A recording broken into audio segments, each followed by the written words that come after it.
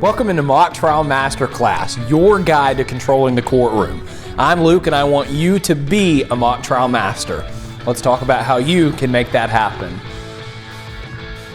So here's the thing about mock trial competitions. You can go into them with the best strategy, the best cross-examinations, the best objections, the best everything. But if you make a few mistakes while navigating the tournament as a team, all that strategy, all that preparation, everything inside the trial itself can unfortunately go out the window. So what I want to share with you in this video is 4 mistakes that, trust me, I have made myself over my mock trial career as a competitor and now as a coach that I'm going to share with you so you can avoid them. And these aren't the kinds of things that are necessarily going to happen in a round. We're not going to be talking today about, mistakes with cross-examinations or bad questions to ask. These are the kind of mistakes that tend to happen when you walk outside of the courtroom, but you're still at a tournament. And believe me, they matter. They can take a team that is really well prepared and get them to the point where they're not in a position to win and succeed anymore. And before we hop into those 4 mistakes, I want to remind you that if you have any topic that you want to see in a future Mock Trial Masterclass video or podcast, please leave a comment below. All the time I make videos based on suggestions that you guys have made because this channel is for you. So, are you ready to hop into the 4 mistakes you got to avoid at your next competition? Let's do it. Mistake number 1 to avoid is having a messy counsel table. Now, you might hear this one and think it's really not that big of a deal. And if I'm being honest, a messy counsel table is probably not going to reflect in your score, and some jurors probably won't even notice it. But if you can have a crisp, clean counsel table, that's going to get you a few things. First of all, when you're in the course of a round, it's going to make finding things you need a whole lot easier. If you're in a pinch and you need to find a very specific exhibit or witness statement and your counsel table is completely cluttered and there's stuff everywhere and piles of paper, you're not going to be able to find that thing you need and you're going to look really, really bad in that situation. And also, when scorers do walk into a round, and even when your opponent walks into a round, what do you think is going to be on their minds if they look at your opponent's counsel table and it looks like the freaking Library of Congress threw up on it, versus if they look at your counsel table and it's neat and it's organized and the only things you have on the table are the things that are absolutely essential for you to use during the round. Their immediate first impression of you is going to be that you guys have it all together and the other team does not. So what does having a clean counsel table look like? Well, it looks like what I was just talking about. It's when you only have the absolute essentials on your table. So that means no scripts need to be on your table, right? You should have those memorized by this point, and mock trial masters don't use notes during rounds. It means that you should not have random piles of paper or your personal trial binder or notebook, right? If you need exhibits and witness statements and things like that to use, which you absolutely do need in virtually every mock trial round, you can put those in an organization system. I like with my teams to either use a wire organizer or even better, a flat organizer that divides your files so that you can organize them before the round and keep them neat. If you want to have a water bottle, that's fine. Keep it to 1 water bottle per person. And if you want to have a notebook or a legal pad, that's fine. But again, keep it to 1 per person. Anything you can do to have a neat counsel table is going to be good for you. And if you want a suggestion on what kind of organizers to use, I put some suggestions in the comments or the show notes below. Mistake number 2, and this is a big one, not having snacks or water with you at a tournament. Mock trial tournaments can be long.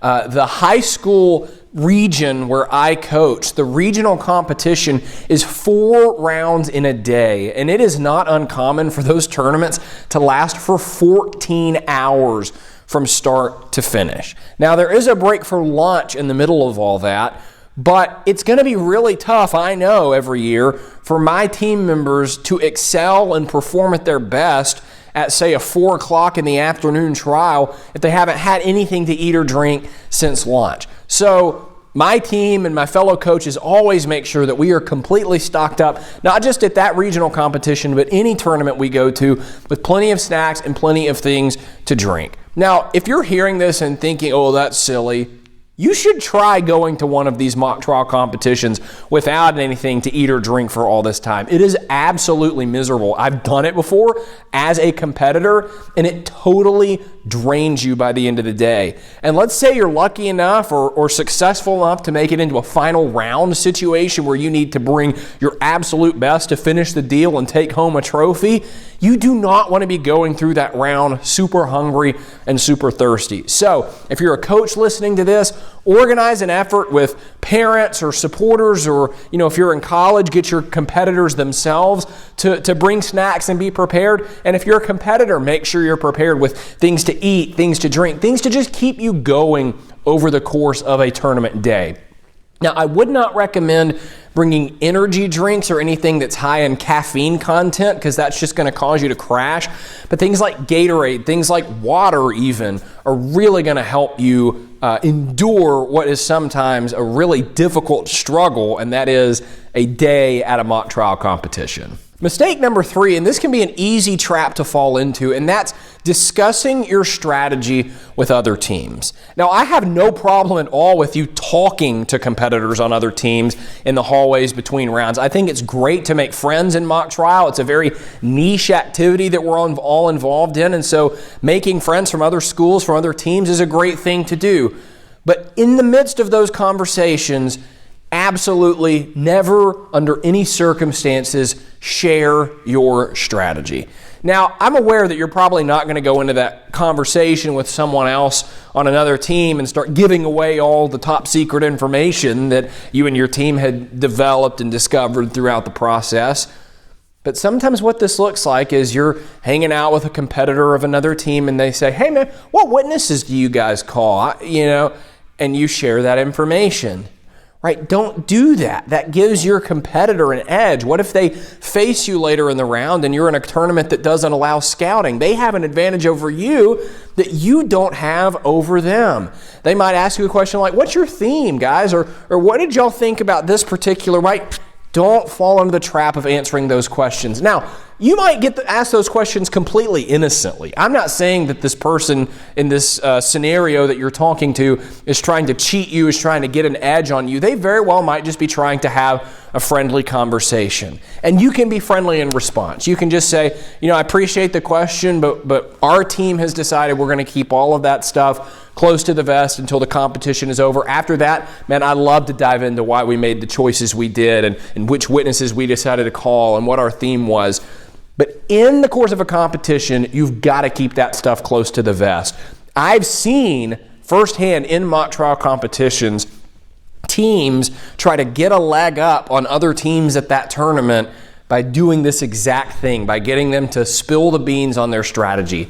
Don't fall into the trap. Have fun, have conversations with other competitors, but keep your strategy to you. Before we get into the 4th and final mistake we're going to go over in this video, I want to remind you that my book, Mock Trial Masterclass, is available on Amazon. This is a top-to-bottom guide on how to succeed in mock trial. And if you're watching this video thinking, man, all this guy's got is just eat and don't share your strategy with other teams, believe me, there's a lot more where that came from on this channel and in this book. In this book, we talk about how to give great opening statements, closing arguments, cross-examinations, direct examinations, impeachments, and objections. It's that and much, much more. So if you want to pick up a copy, you can click the link in the description on YouTube or in the show notes on podcast platforms.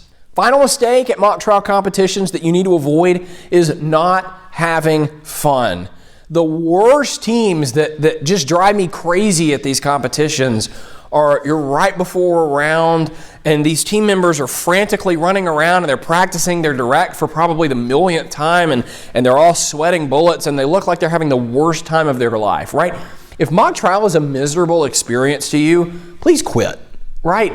Because yes, we want to win. That's what mock trial masters do, is they prioritize winning. They take on a play to win mentality. I talked about that in an old episode of the Mock Trial Masterclass podcast. But what we don't do is we don't sacrifice to have that attitude having fun. Because at the end of the day, again, if this is miserable for you, you don't need to be doing it. The reason that I've been involved with mock trial for nearly 10 years at this point, between competing in high school, competing in college, and now coaching my high school team and you guys on here, is I love it. It's a whole lot of fun. I don't do this, I wouldn't do this if it was miserable for me. Now, what also comes as a part of that is you have to let yourself have fun. If you're completely stressed out at competitions, you're not going to perform your best. So don't look at me and say, well, I just need to be completely focused about, right? Yeah, I want you to be focused. I want you to have your strategy at the top of your mind. I want you to be practicing your parts, right? Don't get me wrong on that. But don't be miserable. Don't sacrifice your ability to have fun and to be loose for those things. Because if you're not loose, if you're not having fun, you will not perform your best. I've seen that happen over and over again with competitors, including myself. If you're not having fun, you're not going to perform your best. So pull your shoulders back a little bit, take a big deep breath, and let yourself have some fun at your next competition. Don't forget that. And don't forget to avoid any of these mistakes, because as we've talked about, right, these aren't the types of things that are going to happen in the course of a round where you're going to ask a bad question or make a bad objection. But even if you have great performances in a round, not avoiding these mistakes can derail that. So I hope you keep them in the back of your mind. I hope you're ready to avoid these mistakes at all costs at your next competition. And if and when you do, I know that you will perform to the level of a mock trial master.